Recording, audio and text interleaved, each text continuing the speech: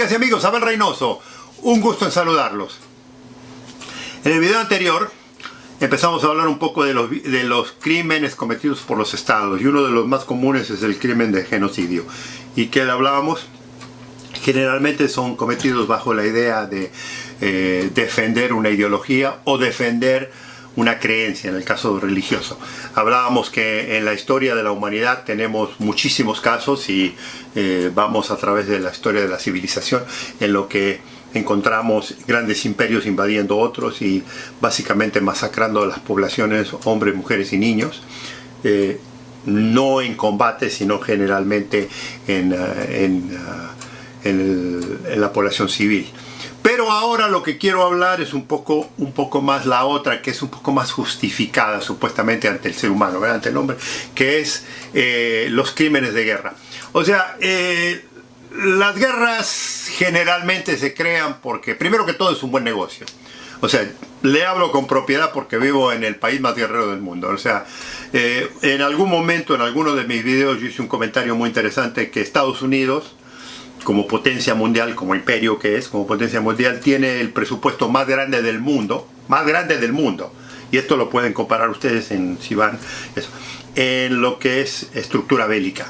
Estados Unidos le gana a China, le gana a Rusia, le gana a Alemania, le gana a Francia, le gana a los ingleses, le gana a todas las primeras potencias del mundo, ¿no? En tener los mejores ejércitos, los mejores equipos, la mejor tecnología para la ideología bélica. O sea, Estados Unidos es un país bélico, es una realidad. No la vamos a ocultar, no la vamos a defender. Y por lo tanto, por ser bélico, cuando se tiene las fuerzas especiales, las fuerzas armadas, las fuerzas a tan nivel bélico, es necesario tener una presencia ante el mundo. Y la presencia ante el mundo siempre se distingue por actividades bélicas. Sí, obviamente, los rusos y los chinos hoy en día han capturado un poco de terreno en esto, pero nunca alcanzan el poderío económico, financiero que tienen las Fuerzas Armadas de Estados Unidos. Por lo tanto, puedo hablar con autoridad un poco de la atención bélica. Y lo que le decía yo, que cuando se tiene un equipo bélico tan importante, cuando no hay guerras hay que hacerlas, o hay que inventarlas, o hay que hacer algo. Y le digo, constantemente Estados Unidos está en todo el mundo. Usted no se entera, pero está en todo el mundo operando, sus fuerzas armadas están operando constantemente, ya sea patrullando, las flotas navales andan en todos los mares, aviones están constantemente monitoreando, y ahora obviamente tienen satélites que monitorean todo el planeta. También lo tienen los chinos y también lo tienen los rusos, pero Estados Unidos se excede en una cantidad enorme, y de vez en cuando las situaciones lo requieren, Estados Unidos interviene. A lo mejor no públicamente, usted no se entera, pero están operando. No es Estados Unidos nada más, no crea que es Estados Unidos. Los chinos operan en los territorios donde ellos controlan. Los rusos tienen exactamente lo mismo, donde ellos tienen presencia, ellos están ahí. Y países como Francia, países como Inglaterra, países europeos, muchos tienen bases o han desplegado movimientos sobre todo en los países africanos. Bueno, ¿qué pasa cuando tenemos tanta distribución militar? Eventualmente vamos a tener conflictos. Y en los conflictos que ha habido bélicos durante la historia, ya los conocemos, digo, en el principio hablamos de la civilización, siempre hubo conflictos. Europa fue un territorio natural para todos los conflictos bélicos en el principio. Asia fue lo mismo. Los grandes imperios, cuando fueron creciendo, se fueron eliminando uno con otros. El imperio romano, el imperio griego, y luego ya modernizamos y ya venimos a la época moderna. Los franceses tuvieron una gran influencia en Medio Oriente e incluso en toda Europa. También lo tuvieron los ingleses en todo el mundo con su famosa flota naval. Siempre hubo movimientos bélicos en todo el mundo. ¿Qué sucede cuando tenemos tantos movimientos bélicos? Inevitablemente vamos a tener gente civil, gente inocente que no tiene nada que ver, que va a perecer en esto. Y esta es una forma de delito. Porque el conflicto supuestamente el conflicto es por ideología y se pelea entre soldados y soldados, la marina contra la marina, la aviación contra la aviación, por ideologías, por tonterías, por todas cosas que son injustas a veces de pensar. Si usted a veces analiza particularmente por qué comienza una guerra, es increíblemente absurdo que usted crea que porque matan a una persona ya es suficiente dinero para ir a invadir y matar a miles de millones de personas. Lo mismo como en el caso de la Primera Guerra Mundial. Lo mismo sucede con la Segunda Guerra Mundial. Tenemos un individuo que decide que el estado económico de su país no es suficientemente sólido y por lo tanto se siente explotado y decide empezar a atacar todos los países vecinos, como es Alemania en la Segunda Guerra Mundial, en lo que empieza a afectar el balance internacional. Obviamente hay otros intereses, amigos y amigas, que los conocemos, el interés económico, el interés del poderío. Se crea un grupo de aliados de ambos lados, del grupo de aliados de los alemanes con los italianos y los japoneses, y luego Inglaterra se une a Francia, algunos países europeos, y luego entra Estados Unidos. Esos conflictos, que son los más conocidos en el mundo, son donde se habla muchísimo de eso. Lo que no se habla es todos los crímenes que ocurrieron durante esos. En el caso de los alemanes, con el genocidio que hablábamos en el video anterior, contra los judíos. Pero en el momento de los ataques, lo que nunca se habla es todos los crímenes de guerra. Y cuando hablamos de crímenes, son delitos, vuelvo a hablar. Lo más importante es el homicidio.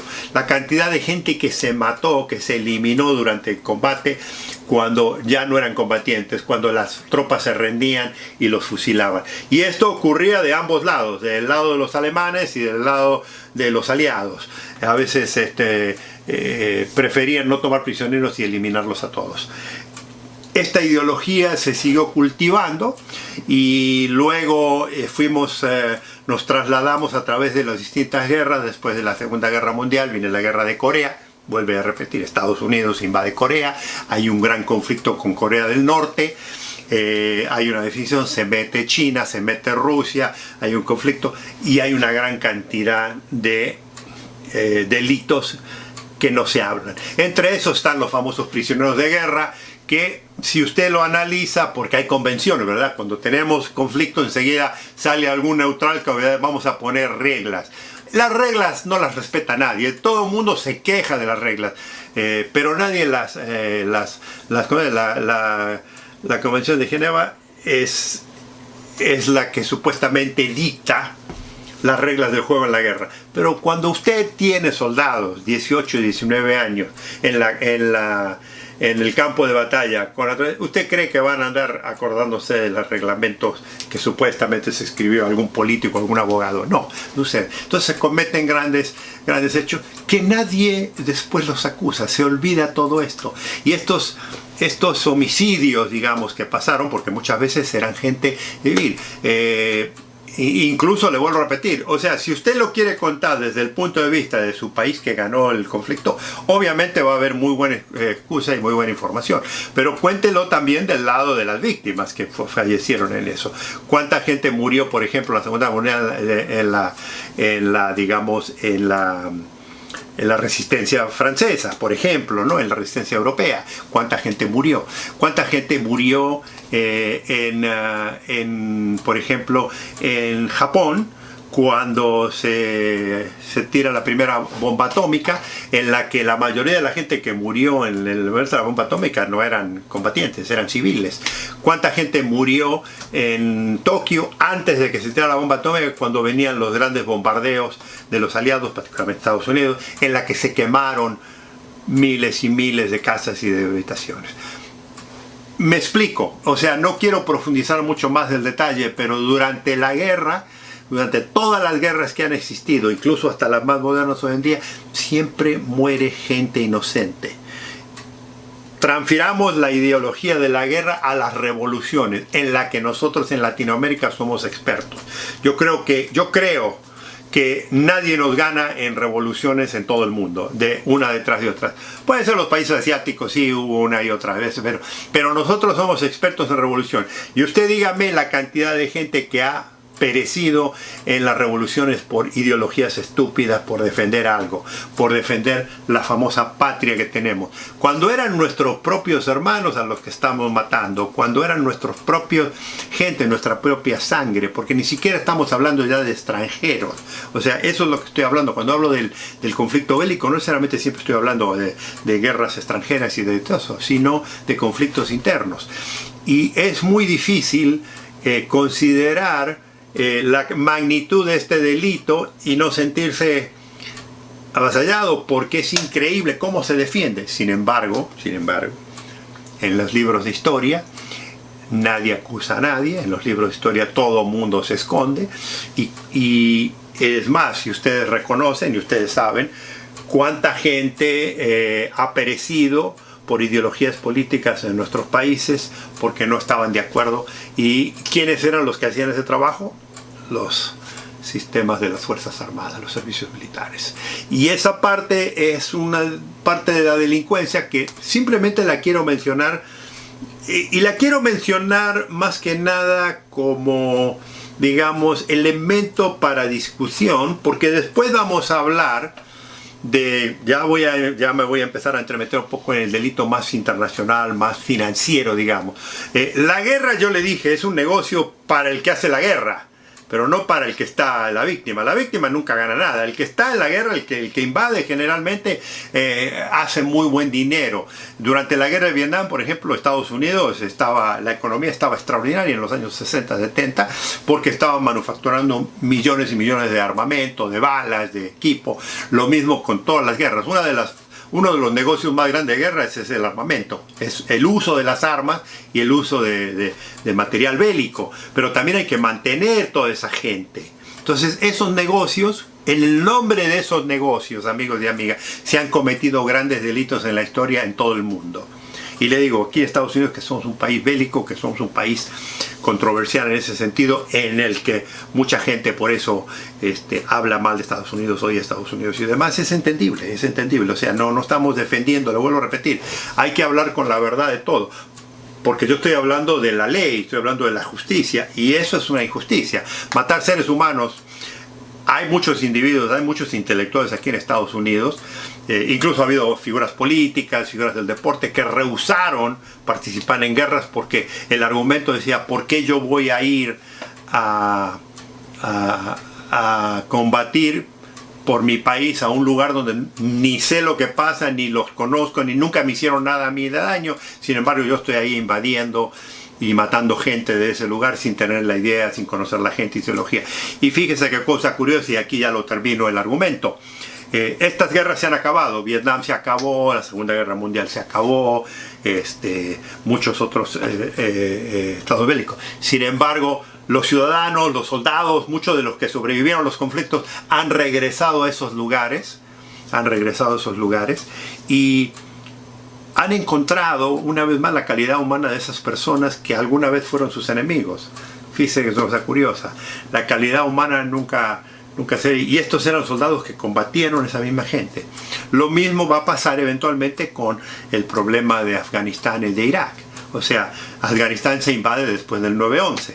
Irak supuestamente, aunque nunca se pudo comprobar, Irak supuestamente había participado en el ataque terrorista del 9/11, jamás se comprobó. Sin embargo, se invadió Irak y hubo millones de iraquíes que murieron, millones de afganos que han muerto por ¿qué? Ideologías, por tendencias, por religión, por cultura.